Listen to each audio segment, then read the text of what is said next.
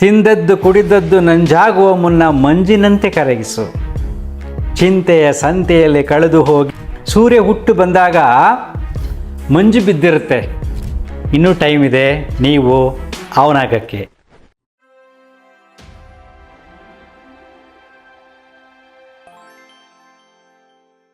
ನಮಸ್ಕಾರ ಸ್ನೇಹಿತರೆ, ನಮ್ಮ ಆ್ಯಪಲ್ ಲೈಫ್ ಯೂಟ್ಯೂಬ್ ಚಾನಲ್ನಲ್ಲಿ ರೆಗ್ಯುಲರ್ ವ್ಯೂವರ್ಸ್ ಕೇಶವಮೂರ್ತಿ ಅಂತ ಮೈಸೂರಿಂದ ಅವರು ಪದೇ ಪದೇ ಕೇಳ್ತಾ ಇದ್ದಾರೆ, ಗುರುಜಿ ಈ ಕವನ ಹೇಳಿ ಅಂತ.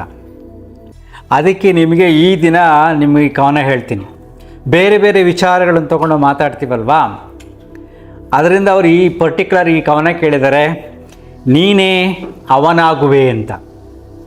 ಇದ್ರ ಬಗ್ಗೆ ಮಾತಾಡಿ ಅಂತ. ನೋಡಿ, ಬೇರೆಯವರು ಕವನ ಕೇಳಿ ಆ ಕವನವನ್ನು ವಾಚನ ಮಾಡಿ ವಿವರಿಸುತ್ತಿರುವುದು ಇದೇ ಮೊದಲು. ಇದು ನನ್ನ ಕವನ ಸಂಕಲನ. ನೀನೇ ಅವನಾಗುವೆ. ನೇಸರನ ನೋಟಕ್ಕೆ ಮಂಜು ನಾಚುವ ಮುನ್ನ ನೀನೆದ್ದು ನಲಿದಾಡಿ ಮನೆ ಸೇರು. ತಿಂದದ್ದು ಕುಡಿದದ್ದು ನಂಜಾಗುವ ಮುನ್ನ ಮಂಜಿನಂತೆ ಕರಗಿಸು. ಚಿಂತೆಯ ಸಂತೆಯಲ್ಲಿ ಕಳೆದು ಹೋಗಿ ಚಿತೆಯ ನೇರುವ ಮುನ್ನ ಶಾಂತಿಯ ನೆಲೆನರಸು. ಮದಿರೆ ಮಾನಿನಿಯರು ಮನೆ ಸೇರುವ ಮುನ್ನ ಜ್ಞಾನದ ಸೆರೆಯಾಗು. ಕಾಮ ಕಾಂಚನ ನಿನ್ನ ಕುಣಿಸುವ ಮುನ್ನ ಕಾಣದ ಕೈಗಳ ತೋಳ್ಬಂದಿ ನೀನಾಗು. ನಿನ್ನ ನೀನರಿತಾಗ ಶಾಂತಿಯ ಸೆಲೆ ಇದೆ, ನಿನ್ನ ನೀ ಅರಿಯುವಾಗ ಕ್ರಾಂತಿಯ ಕಹಳೆ ಇದೆ. ನಿನ್ನೊಳಗೆ ನೀನಿದ್ದಾಗ ಚಿದಾನಂದವೇ ನೀನಾಗುವೆ. ಸರಳತೆ ಸಹಜತೆಯ ಸರದಾರ ನೀನಾದಾಗ ನೀನೇ ಅವನಾಗುವೆ. ಇದು ನನ್ನ ಕವನ. ನೋಡಿ, ವಿವರಿಸ್ತೀನಿ.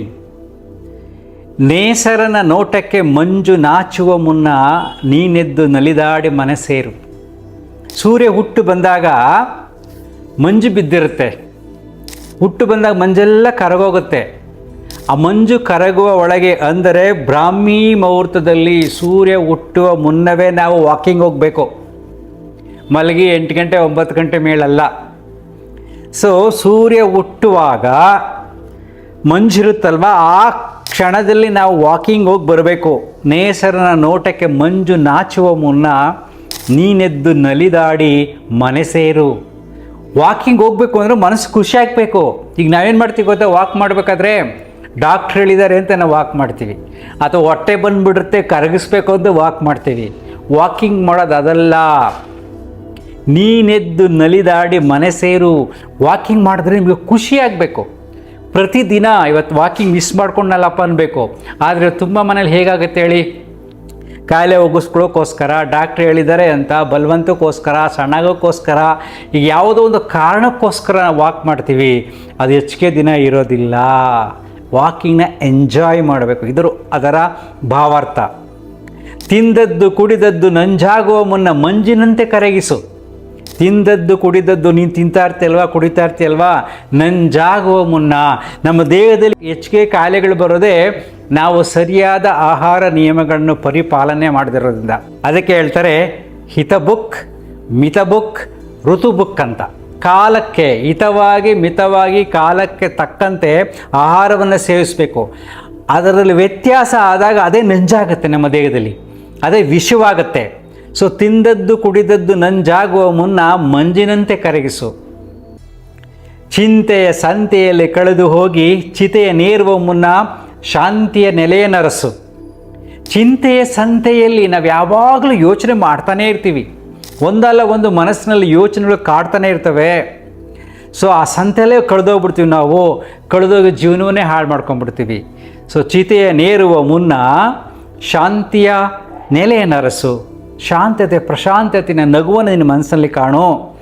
ಮದಿರೆ ಮಾನಿನಿಯರು ಮನೆ ಸೇರುವ ಮುನ್ನ ಜ್ಞಾನದ ಸೆರೆಯಾಗು. ಮದಿರೆ ಮಾನಿನಿಯರು ಮನ ಸೇರುವ ಮುನ್ನ ಜ್ಞಾನದ ಸೆರೆಯಾಗು. ಎಷ್ಟು ಚೆನ್ನಾಗಿದೆ ನೋಡಿ. ಮದಿರೆ ಅಂದ್ರೇನು? ಆಲ್ಕೋಹಾಲ್, ಮತ್ತು ಬರುತ್ತೋ ಪದಾರ್ಥಗಳು, ಮತ್ತು ಮಾನಿನಿಯರು, ಬೇರೆ ಬೇರೆ ಅಟ್ರಾಕ್ಷನ್ಸು. ಇವೆಲ್ಲವೂ ನಿನ್ನ ಮನಸ್ಸನ್ನು ಸೇರುವ ಮುನ್ನವೇ ನಿನ್ನಲ್ಲಿ ಜ್ಞಾನ ಬರಬೇಕು. ಅದು ಬಂದ ಮೇಲೆ ಇದು ಕೆಟ್ಟಿತು ಇದು ಒಳ್ಳೆಯದು ಅಂತ ಅಲ್ಲ. ಅದಕ್ಕೆ ಮೊದಲೇ ನಿನಗೆ ಜ್ಞಾನ ಬಂದರೆ ಅದನ್ನು ನೀನು ಇಟ್ಕೋಬೋದು, ಅದರ ವಿರುದ್ಧ ಗೆಲ್ಲಬಹುದು ನೀನು. ಸೊ ಕಾಮ ಕಾಂಚನ ನಿನ್ನ ಕುಣಿಸುವ ಮುನ್ನ ಆಸೆಗಳು, ಹಣ ನಿನ್ನ ಕಂಟ್ರೋಲ್ ಮಾಡ್ತಾ ಇರುತ್ತೆ. ಜೀವನ ಹಾಗಲ್ಲ. ನಾನು ಆಸೆಗಳನ್ನು, ಹಣವನ್ನು ಕಂಟ್ರೋಲ್ ಮಾಡೋಂಗಿರಬೇಕು. ಆದರೆ ತುಂಬ ಜನಗಳಿಗೆ ಅವರ ಆಸೆಗಳು ಮತ್ತು ಹಣ ಅವರನ್ನು ಕಂಟ್ರೋಲ್ ಮಾಡ್ತಾ ಇರುತ್ತೆ. ಕಾಮ ಕಾಂಚನ ನಿನ್ನ ಕುಣಿಸುವ ಮುನ್ನ ಕಾಣದ ಕೈಗಳ ತೋಳ್ಬಂದು ನೀನಾಗು. ನೋಡಿ, ಕಾಣದ ಕೈಗಳ, ನಮಗೆ ಕಾಣದ ಕೈಗಳ ಅದ್ಭುತವಾದ ದೈವೀ ಶಕ್ತಿ ಇದೆ. ಅದನ್ನು ನೀನು ಆರಾಧಿಸು. ಆಸೆಗಳಿಗೆ ಮರಳಾಗಬೇಡ. ಕಾಂಚನದ ಹಿಂದೆ, ಹಣದ ಹಿಂದೆ ನೀನು ಹೋಗಬೇಡ. ಅದನ್ನು ಅರಸು ಅಂತ ಈ ಪದದ ಅರ್ಥ. ನಿನ್ನ ನೀ ಅರಿತಾಗ ಶಾಂತಿಯ ಸೆಲೆ ಇದೆ. ನಿನ್ನನ್ನು ನೀನು ಅರ್ಥ ಮಾಡಿಕೊಂಡ್ರೆ ಸಹಜವಾಗಿ ನಿನ್ನಲ್ಲಿ ಶಾಂತತೆ ಇರುತ್ತೆ. ನಿನ್ನ ನೀ ಅರಿಯದಾಗ ಕ್ರಾಂತಿಯ ಕಹಳೆ ಇದೆ. ನೀನು ಅರ್ಥ ಮಾಡ್ಕೊಂಡಿಲ್ಲ ಅಂದರೆ ನಿನ್ನಲ್ಲೇ ಕ್ರಾಂತಿ ಉಂಟಾಗುತ್ತೆ, ನಿನ್ನಲ್ಲೇ ಜಗಳಗಳು ಉಂಟಾಗುತ್ತೆ, ನಿನ್ನಲ್ಲೇ ಅಸಮಾಧಾನ ಉಂಟಾಗುತ್ತೆ, ಪ್ರೀತಿ ಕಾಣೆ ಆಗುತ್ತೆ, ಕ್ರಾಂತಿ ಶುರುವಾಗುತ್ತೆ. ನಿನ್ನೊಳಗೆ ನೀನಿದ್ದಾಗ ಚಿದಾನಂದವೇ ನೀನಾಗುವೆ. ನಾನು ಹೇಳ್ತಾ ಇರ್ತೀನಲ್ಲ ಯಾವಾಗಲೂ, ಅಂತರ್ಮುಖಿ ಸದಾ ಸುಖಿ ಅಂತ. ನಿನ್ನೊಳಗೆ ನೀನಿದ್ದಾಗ, ನಿನ್ನ ಮನಸ್ಸು ನಿನ್ನೊಳಗೆ ಹೋಗಬೇಕು. ಆಗ ನೀನೇ ಚಿದಾನಂದ, ನಿನ್ನೆಲ್ಲ ಆನಂದ ತುಂಬಿರುತ್ತೆ. ನಾವು ಆನಂದವನ್ನು ಹೊರಗಡೆ ಹುಡುಕ್ತಾ ಇದ್ದೀವಿ. ವ್ಯಕ್ತಿಗಳಲ್ಲಿ, ವಸ್ತುಗಳಲ್ಲಿ, ಗೌರವದಲ್ಲಿ, ಎಲ್ಲದರಲ್ಲೂ ಆನಂದವನ್ನು ಹುಡುಕ್ತಾ ಇದ್ದೀವಿ. ಇನ್ನು ಅಬ್ಸರ್ವ್ ಮಾಡಿ ನೋಡಿ, ನೀವು ಯಾರಾದರೂ ಗೌರವಿಸಿದ್ರೆ ಮಾತ್ರ ನನಗೆ ಖುಷಿ ಆಗುತ್ತೆ. ಯಾವುದಾದ್ರು ವಸ್ತುಗಳನ್ನು ತೊಗೊಂಡ್ರೆ ನನಗೆ ಖುಷಿ ಆಗುತ್ತೆ. ಅದು ನಿಜವಾದ ಖುಷಿಯಲ್ಲ. ನಿನ್ನೊಳಗೆ ನೀನಿದ್ದಾಗ ಚಿದಾನಂದವೇ ನೀನಾಗುವೆ. ನಿನ್ನಲ್ಲೇ ಆನಂದ ಉಕ್ಕು ಬರುತ್ತೆ. ಅದೇ ನಿಜವಾದ ಆನಂದ. ಸರಳತೆ ಸಹಜತೆಯ ಸರದಾರ ನೀನಾದಾಗ ನೀನೇ ಅವನಾಗುವೆ. ಸರಳತೆ ಸಹಜತೆ, ನಾವು ಸಹಜವಾಗಿರಬೇಕು. ನಮ್ಮ ನಡವಳಿಕೆ ಹೇಗಿರುತ್ತೆ, ಅಸಹಜವಾದ ವರ್ತನೆ ಇರುತ್ತೆ. ಒಂದೊಂದು ರೀತಿ ವಿಚಿತ್ರವಾಗಿ ನಾವು ಮಾತಾಡ್ತಾ ಇರ್ತೀವಿ. ಸಹಜವಾಗಿರೋದೇ ಇಲ್ಲ. ಬೇರೆಯವ್ರಿಗೋಸ್ಕರ ನಮ್ಮ ಬದುಕು ಸಾಗ್ತಾ ಇರುತ್ತೆ. ತೋರಿಕೆಗೋಸ್ಕರ ನಮ್ಮ ಬದುಕಿರುತ್ತೆ. ತೋರಿಕೆ ಮುಖ್ಯ ಅಲ್ಲ, ಬದುಕು ಸಹಜವಾಗಿ ನೀನು ಹೇಗಿದೆಯೋ ಆರಾಮಾಗಿರಬೇಕು. ಸಹಜತೆ ಸರಳತೆ ನೀನಾದಾಗ ನೀನೇ ಅವನಾಗುವೆ. ಅಂದರೆ ನೀನೇ ಅವನು, ಅಂದರೆ ನೀನೇ ಭಗವಂತ, ನೀನೇ ದೈವಿ ಪುರುಷ. ಆ ವ್ಯಕ್ತಿ ಬಡಪ್ಪ ಎಷ್ಟು ಸಿಂಪಲ್ ಆಗಿದ್ದಾರೆ, ಅವ್ರ ಮನಸ್ಸಿನಲ್ಲಿ ಎಷ್ಟೊಂದು ನಗು ಇದೆ, ಎಷ್ಟೊಂದು ಪ್ರೀತಿ ಇದೆ, ಸಹಜವಾಗಿದ್ದಾರೆ, ಏನನ್ನೂ ನಿರೀಕ್ಷೆ ಪಡಲ್ಲ ಅಂದಾಗ ಅವನನ್ನು ನಾವೇನು ಮಾಡ್ತೀವಿ, ದೈವಿ ಪುರುಷ ಅಂತ ಕರಿತೀವಿ. ನೀನೇ ಅವನಾಗುವೆ ಅಲ್ವಾ? ಸೊ ನೀವು ಕೂಡ ಪ್ರತಿಯೊಬ್ಬರು ನೀವು ಅವನಾಗಬಹುದು ಯಾವಾಗ ಈ ರೀತಿಯಾದ ಗುಣಗಳನ್ನು ನಿಮ್ಮಲ್ಲಿ ಬೆಳೆಸ್ಕೊಂಡ್ರೆ. ಅರ್ಥ ಆಯ್ತಾ? ಸೊ ನೆನ್ಪಿಟ್ಕೊಳ್ಳಿ, ಅಂತರ್ಮುಖಿ ಸದಾ ಸುಖಿ. ಇನ್ನೂ ಟೈಮ್ ಇದೆ ನೀವು ಅವನಾಗಕ್ಕೆ.